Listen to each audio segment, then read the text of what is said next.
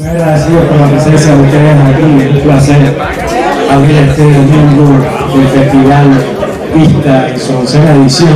Es un placer para nosotros empezar con el libro Cubazuela, crónica de una intervención cubana. Aquí creo que están ya presentes los 4 autores de este libro: Juan Antonio Blanco, Rolando Cartaya, Luis Domínguez y Castro Ocampo. Como bien indica el título, se trata de un libro enfocado en la penetración cubana en Venezuela. Muchas gracias por estar aquí. Empezamos a investigar y bueno, empezaron a surgir fotos, localizaciones, de dónde están los cubanos, cuáles roles y funciones tienen, cuántos son, cuáles son los reglamentos o las leyes sobre las cuales han tratado de legitimar su presencia ahí. Y para eso entonces necesitábamos no solamente el trabajo de Rolando Cartaya, que es uno de los mejores periodistas cubanos de investigación que existe, yo creo, en este momento, y que tenemos el privilegio ahora de tener con nosotros. Necesitábamos una labor de investigación en internet, para lo cual pedimos la ayuda de Luis Domínguez, que tiene una larga trayectoria investigando todas estas cosas en internet. Pero sobre todo pedimos también a Castro Ocampo, que es un excelente y muy reconocido periodista venezolano de investigación, que nos ayudara con sus colegas dentro de Venezuela a investigar estas cosas. Y Castro puso en función de producir este documento a una red de personas que, y déjenme decir esto, nadie cobró por hacer este trabajo. O sea, esto fue una tarea en que ni Castro, ni Cartaya, los venezolanos, nadie recibió un centavo por contribuir a esta denuncia. Ahora, ¿qué surgió de esto? Ese era un momento cuando nosotros publicamos esto, en el que era debatido en la OEA, entre funcionarios del Departamento de Estado, estaba Bolton, que también hablaba de esto, cuál era la cuantía de la presencia cubana en Venezuela. Y entonces se decía que eran entre 20 a 25 mil personas.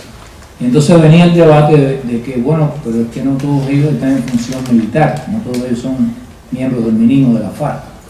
Entonces, analizando bien el asunto, nos dimos cuenta de que la embajada, más que la embajada, una cosa que seguramente que o Castro o Cartaya tocarán después, una cosa que se llama el cruce, que es un mecanismo de coordinación militar entre los venezolanos y los cubanos, tiene una especie de misión colonial dentro de Venezuela, y que a esa misión colonial, esa ocupación y misión colonial de Venezuela, rinden tributo no solamente a aquellos que son militares o operadores de inteligencia, sino también civiles que están haciendo distintas funciones en Venezuela, como pueden ser los médicos, como puede ser un entrenador deportivo, etc.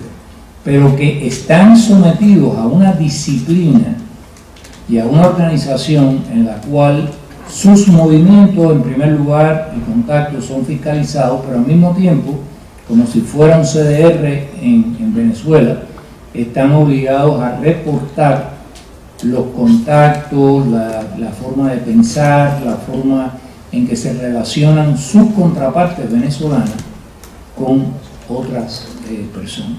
Lo que quiere decir que si bien nosotros podemos llegar y llegamos a la conclusión de que había entre 2.500 a 3.000 operadores de inteligencia y militares directamente físicos en Venezuela, los otros, que no lo son, operan como un aparato complementario que recolecta información, ejerce de agente de influencia en la población, en fin, sirve para presionar a los votantes en campañas electorales. Si ustedes recuerdan un artículo del New York Times, que salió en primera plana, por cierto, y un domingo, si mal no recuerdo, creo que fue el 14 de marzo de este año, en que se daba a conocer distintas entrevistas con médicos cubanos en Venezuela. Y ellos explicaban cómo le habían dicho que a un paciente le negara el oxígeno a menos que se comprometiera que iba a votar a favor del chavismo. Y cómo tenían... Estoy sufriendo una lesión.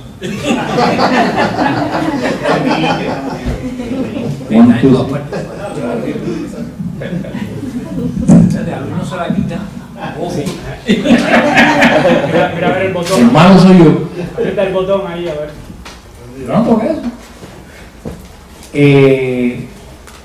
Otros explicaban cómo ellos eran vigilados, pero al mismo tiempo tenían que vigilar y hacer listas de entre sus pacientes quiénes eran, o entre la gente que estaba en el poblado, quiénes eran los que eran a favor del gobierno, quiénes eran disidentes, quiénes eran opositores. Entonces, ¿qué es lo que sucede? Que una persona puede ir sin ser militar en una misión aparentemente civil, de hecho lo es, pero en la práctica es manipulado, instrumentado, como si fuera un elemento complementario, un aparato de recolección de influencia, de recolección de inteligencia y de influencia sobre la población. Bueno, básicamente a mí me tocó hacer el trabajo de contactar, digamos, esta red en Venezuela para establecer lo más cercano posible cómo estaban moviéndose los cubanos, o sea, físicamente, dónde estaban operando, en qué lugares, por ejemplo, y un poco cuál era el parámetro o digamos las áreas de influencia que estaban ejerciendo. Y bueno, lo que encontramos fue que básicamente el libro tiene una serie de mapas que se visualizan mejor en la edición más grande, donde establecimos exactamente, por ejemplo, este centro de operaciones que tienen ellos en Fuerte Tiuna, que es digamos la zona, el fuerte militar, la zona militar más grande en Venezuela, donde está el Ministerio de la Defensa, donde Maduro mismo se dice que tiene algunas bunkers y residencias ahí, y hay túneles para protegerse, etcétera.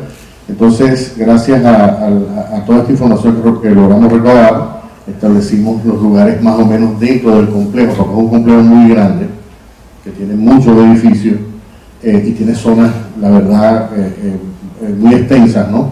Despobladas, por supuesto, eso está controlado y vigilado. Entonces hay zonas donde duermen los cubanos, hay un contingente importante como de fuerzas de reacción rápida y lógicamente donde está el grupo que protege a Maduro, que personalmente creo que esa es la principal misión de los cubanos en Venezuela, es decir, proteger a Maduro. Todo el tema de la seguridad alrededor, los diferentes anillos, ya no hay venezolanos. Por ejemplo, antes había, dentro de algunos de los anillos de seguridad, habían venezolanos, ya prácticamente no hay confianza. Y los cubanos ejercen un control muy férreo. Por ejemplo, una cosa interesante, las estrategias sobre todo van cambiando. En las últimas semanas, Maduro ya tiene como 2 o 3 meses que no sale a actos públicos. Lo mismo ligado a Cabello, es decir, que ellos tienen, y obviamente toda esta seguridad alrededor de Maduro, alrededor digamos, de lo más importante, pero sobre todo Maduro, está apoyada en una estructura de inteligencia enorme, que ellos han ido, digamos, infiltrando. O sea, hay 3.000 personas, obviamente las fuerzas de inteligencia venezolanas son probablemente mucho más grandes, pero ellos están en los sitios claves, y otros de los lugares donde operan son en estos lugares donde está el SEBIN, por ejemplo, que es la policía política, y algunos otros organismos de inteligencia, como la contrainteligencia, se llama Dirección General de Contrainteligencia, DGCIM, y luego están otros organismos ya más locales, dependiendo de qué zonas. Por ejemplo, en las zonas donde hay instalaciones estratégicas, como el estado Zulia en el occidente, que están las instalaciones petroleras, en el estado Bolívar, que toda esta zona minera y donde está la represa del Guri, que es como, digamos, es la fuente de energía eléctrica. 70% de la energía eléctrica de Venezuela viene de esa zona. Entonces, pero los cubanos están básicamente ubicados en los lugares estratégicos, ¿no? Y como decía antes, don Antonio, están, o sea, todo el resto de lo que se estima que hay, 25.000, 30.000, están ejerciendo este tipo de trabajo de apoyo, ¿no? Pero la otra cosa que ha evolucionado, es decir, toda esta presencia naturalmente, el objetivo de Cuba es mantener a Maduro ahí en el poder, ¿no? Es tratar de frenar cualquier tipo de intento, es, por ejemplo, intervenir, y para eso utilizan toda una clase de organismos alrededor del Palacio de Miraflores presidencial, tecnología, etcétera, para prevenir ataques, para descubrir conspiraciones, para reprimir, inclusive para torturar. Hay un último reciente informe que posiblemente Cartaya va a hablar un poco más, que ya casi que enumera y la lista de personas con nombre y apellido cubanos que están participando activamente en la represión, sobre todo de militares, porque la amenaza obviamente en Venezuela más importante la representan los militares. El libro trató en su momento de recoger todo lo que existía, tanto en las redes sociales, en internet, en bases de datos con la ayuda de Luis, pero también nos entrevistamos con militares venezolanos como el coronel retirado Julio Rodríguez, el teniente coronel José Montiel y particularmente el general Antonio Rivero, que estuvo como 6 años trabajando en protección civil en Venezuela y después fue devuelto a la Fuerza Armada Nacional en el Estado Bolívar, y a partir de ahí se empezó a dar cuenta de la presencia de los cubanos. Y nos mencionaba como de pronto había una reunión donde él suponía que las personas que iban a hablar eran venezolanas, y de pronto escucha con acento cubano que le dice, bueno, a partir de ahora todo lo que digamos aquí es secreto. Y entonces dice que él le molestó mucho, porque como alguien que no es de aquí, que no es de mi país, me va a venir a decir que todo lo que a partir de ahora vamos a hablar es secreto. Y como eso se empezó a dar cuenta también, él calculaba en alrededor de 5.300 el personal militar cubano. Ahora bien, alrededor de unos 500 eran de las Fuerzas Armadas Revolucionarias de Cuba, y como 3.700 eran de inteligencia, contrainteligencia y seguridad. O sea, el contingente militar cubano está más bien en Venezuela para reprimir, más que los militares cambiaron la doctrina militar venezolana por la de guerra de todo el pueblo de Cuba, incluyendo la construcción de túneles, pero sobre todo lo que más hay es personal de inteligencia, contrainteligencia y seguridad.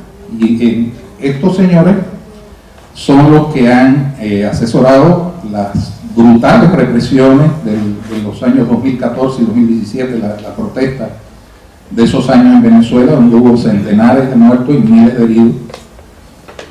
También el contacto con los colectivos, con estas bandas delincuenciales, que no tienen, para ellos no hay ley, ellos sencillamente salen a matar. Así mataron a muchachos de la guarimba, a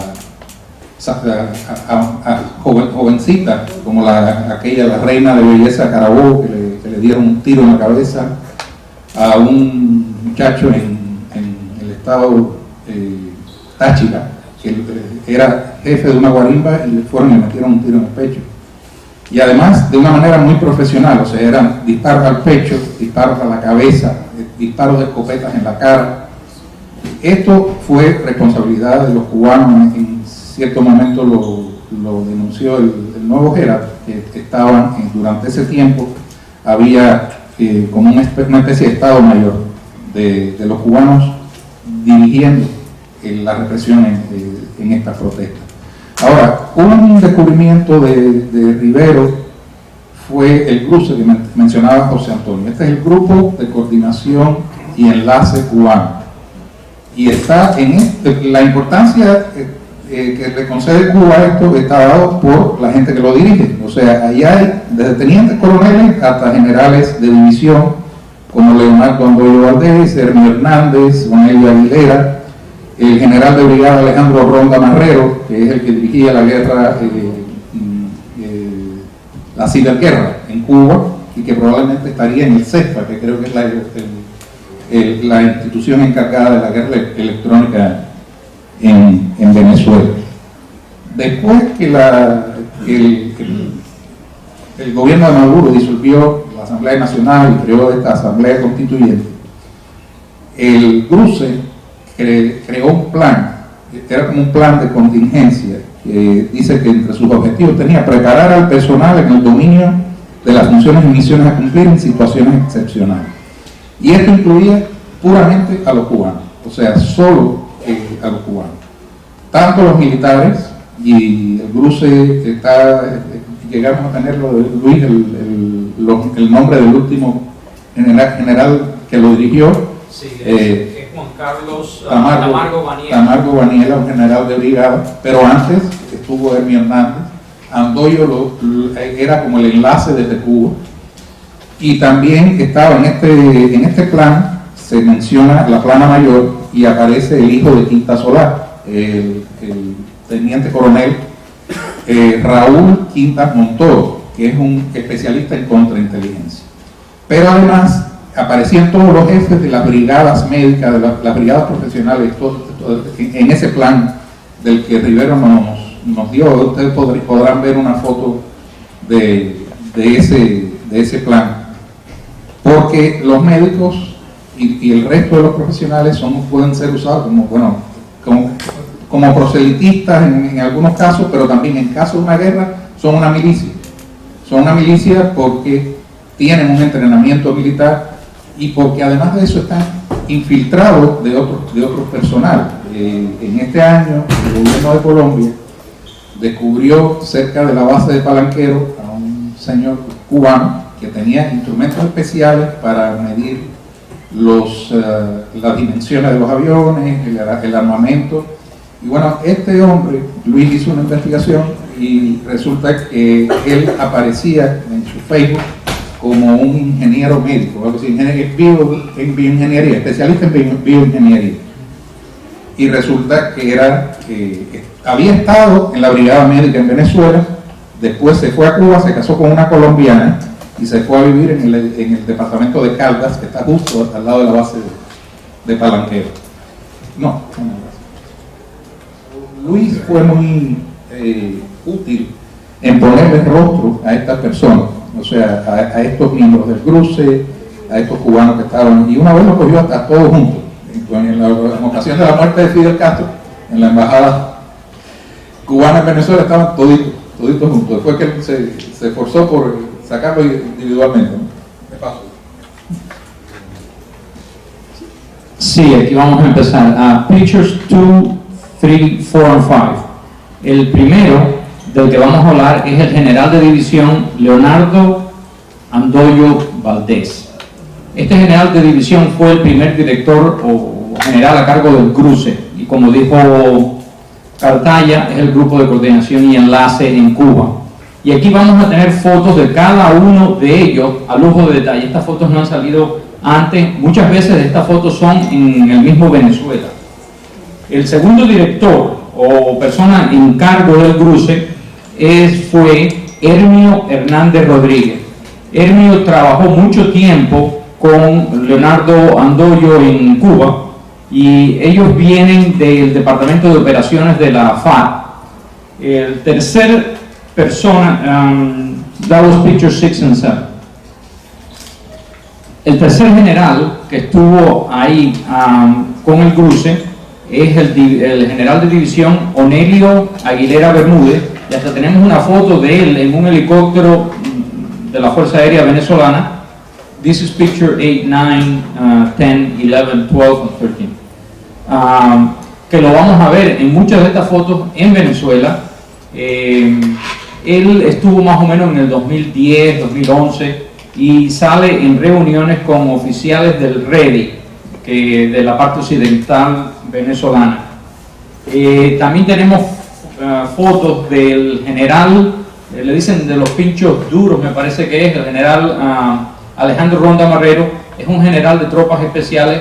This would be picture 14, 15 and 16.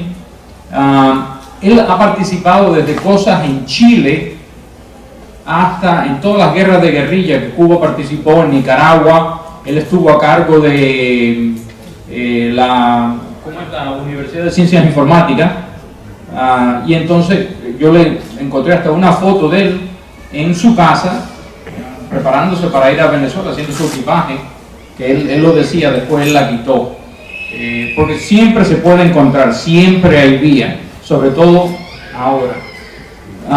We're going to go now to 17, 18, 19 and 20.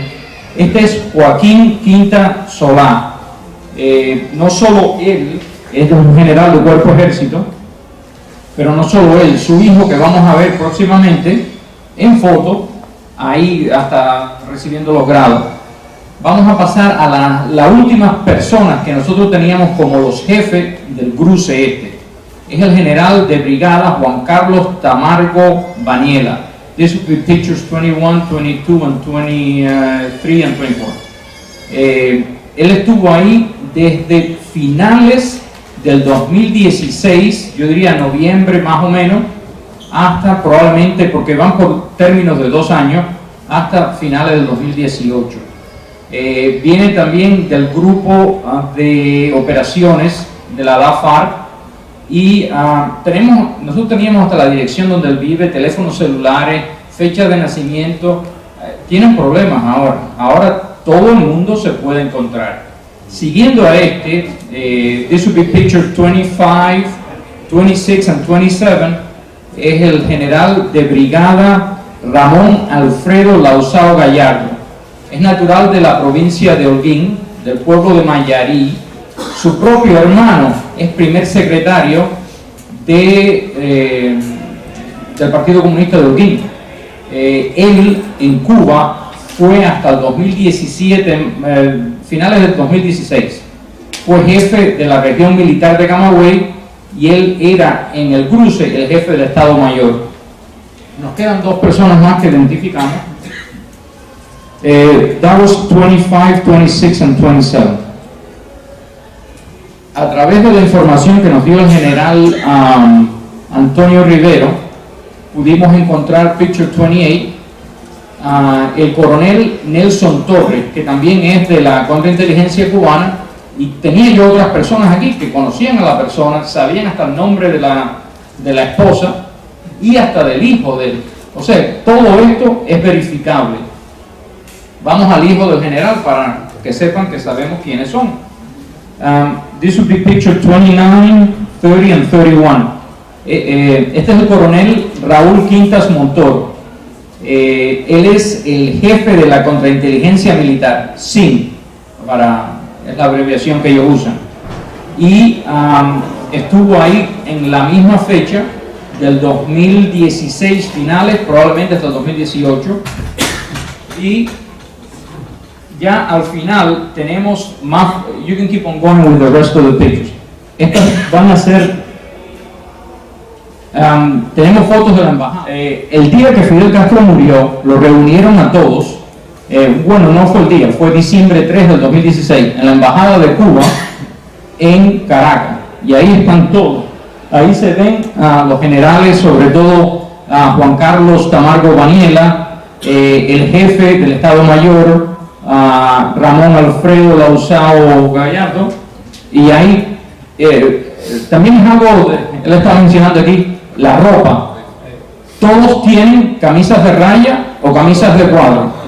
Estas son unas confecciones chinas que compraron en Cuba. Hay un lugar donde les hacen estas camisas y son fácilmente distinguibles. Siempre se ven camisas de raya y camisas de cuadro porque es todo lo que compran, y cada persona le hacen la ropa a su medida, pero son todas del mismo color, los mismos cuadros, las mismas rayas. Y ahí probablemente habían cientos de fotos que yo encontré y todos salen ahí, y hay otras personas que no pude identificar. O sea que aquí los tenemos, están ahí, no pueden denegar, ya estando en la embajada de Cuba en Venezuela, que son ellos. Hay un par de cositas que creo que no se mencionaron, y es que en el informe, claro, escrito no puede salir.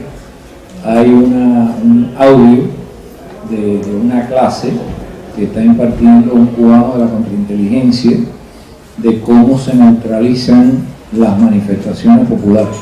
O sea, cómo entrar en una manifestación, localizar a la persona y sacarla sin que nadie se dé cuenta, virtualmente secuestrarla. Hay un plan que fue el Plan Zamora, que se hizo también poco antes de una de las grandes masacres que hubo de manifestaciones en Caracas, y en ese Plan Zamora uno de los que lo asesoró fue el general Quinta Solá, y incluía el situar francotiradores en las azoteas para precisamente liquidar personas desde las azoteas que estuvieran participando en las manifestaciones.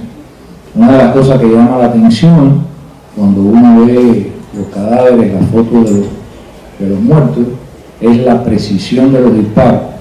Yo les puedo decir a ustedes que disparar desde una motocicleta andando y darle en la cabeza a alguien, hay que tener suma destreza para eso. Entonces hay una mezcla de disparos que se dan en la calle y francotiradores que son empleados para con precisión liquidar personas.